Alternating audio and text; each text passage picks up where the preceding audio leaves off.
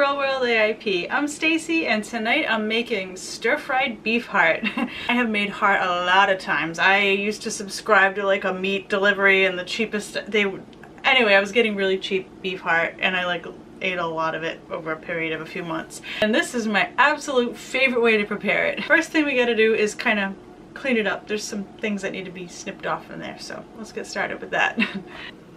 We want to trim all this stuff away. Split it up the way it wants to be split up naturally.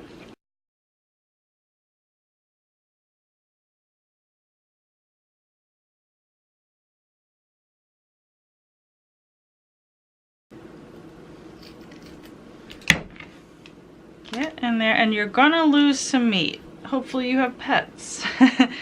They will love it. What you're gonna be left with is gonna look just like a chuck roast or something. I actually bought this knife just for, you know, carving these when I was getting a bunch of them delivered to me. And it's a very sharp knife. I actually dropped it on my ankle once. I was sitting and I was carving. I still have the scar. Where is it? I still have this scar right here. It went in there and I ended up having to go to the doctor and go on antibiotics. I got infected. I couldn't walk. My legs swelled up. Yeah, it's a sharp knife. Okay.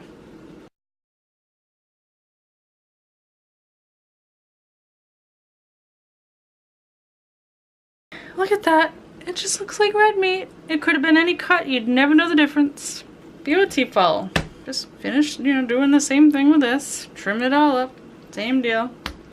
Alright, so here's what we're left with. When you have something that could potentially be gamey or turn you off, you could do it with liver or beef kidney. What I like to do is increase the surface area and have less meat to bite into. When you increase the surface area, you increase the area that can absorb flavors from the garlic or whatever, and it just makes it way more likely that you won't even taste what you're eating. Beef heart doesn't have a strong flavor, but I love it in a stir fry. So I'm gonna pound it down into stir fry pieces. I'm gonna take that knife, make thinner slices. So I'm just gonna salt these up.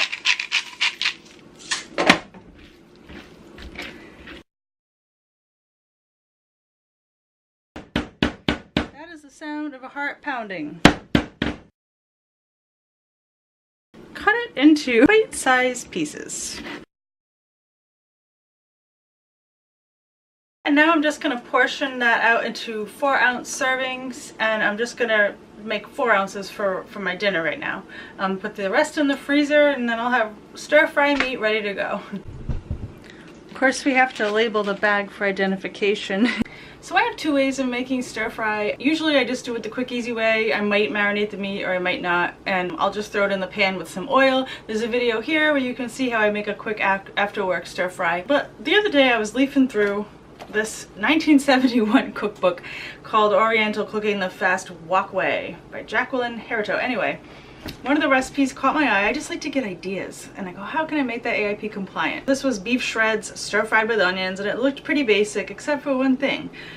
She's coating the beef with baking soda for 15 minutes and then marinating it. Why the baking soda? It's not like you want to leaven it or anything. So I googled it, you know, baking soda beef, and I landed on Cooks Illustrated, and they get deep down in the science behind it. Apparently it replicates what the Chinese do in the Chinese restaurants. They call it velveting the meat. They soak it in a mixture of like egg white, which lowers the pH, which the baking soda is doing, and then like cornstarch and maybe some wine or water and sugar, and then they like oil blanch it, and that's what gives it that velvet texture. So Cooks Illustrated was like, oh, we're gonna figure out how to do this, you know, for your everyday home cook, because that's too much work. And so they came up with their method, and so I adapted it to like AIP. So thanks to this book, I got the inspiration to put me on that tangent, and now I'm going to make some velveted beef heart stir fry. So first thing we're gonna do, we're gonna mix a 1/4 teaspoon of baking soda. That's the Arm & Hammer right out of the box, not baking powder. Baking soda, 1/4 teaspoon. Mix that with a tablespoon of water, and then we're just gonna coat the meat and let it sit for 5 minutes. 1 tablespoon of water, 1/4 teaspoon baking soda. Why is that on the bottom? There we go. Okay, and then I'm just gonna Coat the meat with it. And I'm gonna let this hang out at room temperature for about 5 minutes. And I left this sitting, well, a little more than 5 minutes. It's probably been here for 10. Now I'm gonna build the marinade. It's really simple. Basically gonna start with some fresh garlic and ginger. This is like a, I don't know, a ½ inch piece of ginger root.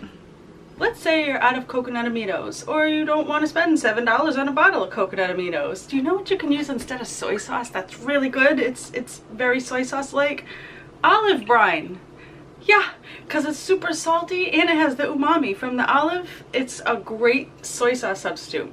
Make sure it's AIP compliant. This brand isn't because it has lactic acid, but it doesn't bother me. So I call it every intro.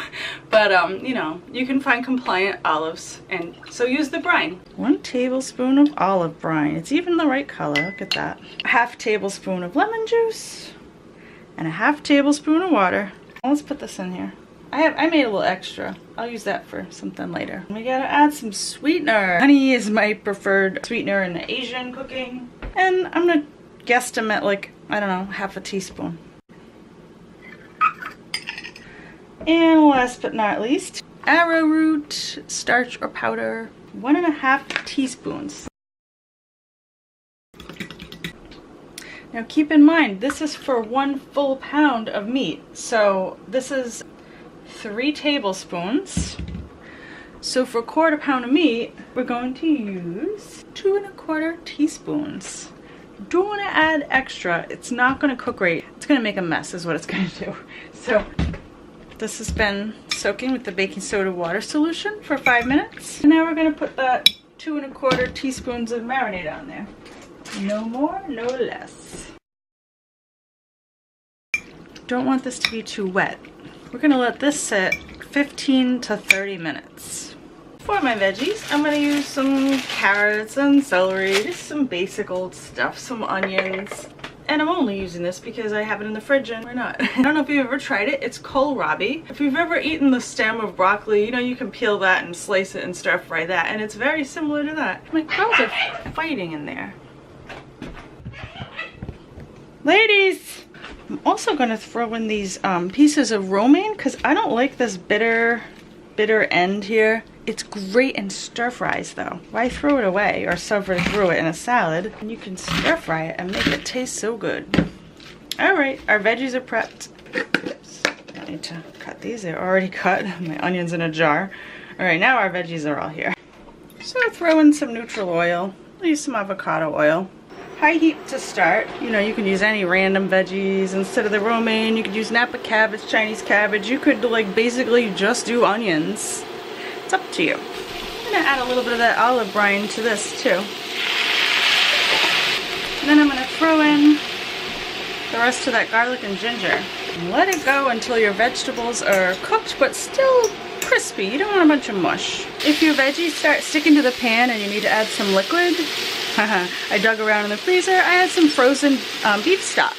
You could use bone broth, you could use coconut milk, you could use your homemade tiger nut milk, you could use water in a pinch. I wouldn't keep putting olive brine in there, it gets too salty, but anyway, I'm going to throw in a cube of this. Veggies are done. Put these off to the side. Alright, our meat has been marinating for about 20 minutes. Now I'm going to heat about 2 teaspoons of refined coconut oil, or you could use avocado oil. If you're doing a whole pound of beef, you're going to want to do this in 2 batches. You don't want to overfill the pan, because what will happen is you'll steam the beef. It won't be crispy. It needs room. It needs to be a single layer. So here's my 4 ounces. Spread it out in a single layer.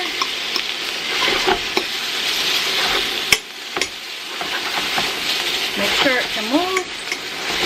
Here's the secret. Leave it alone for a full minute. Just leave it alone. After a minute, you just want to flip it.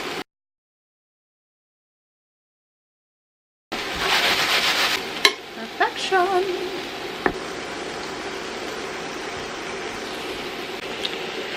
Also now would be the time to add your romaine lettuce.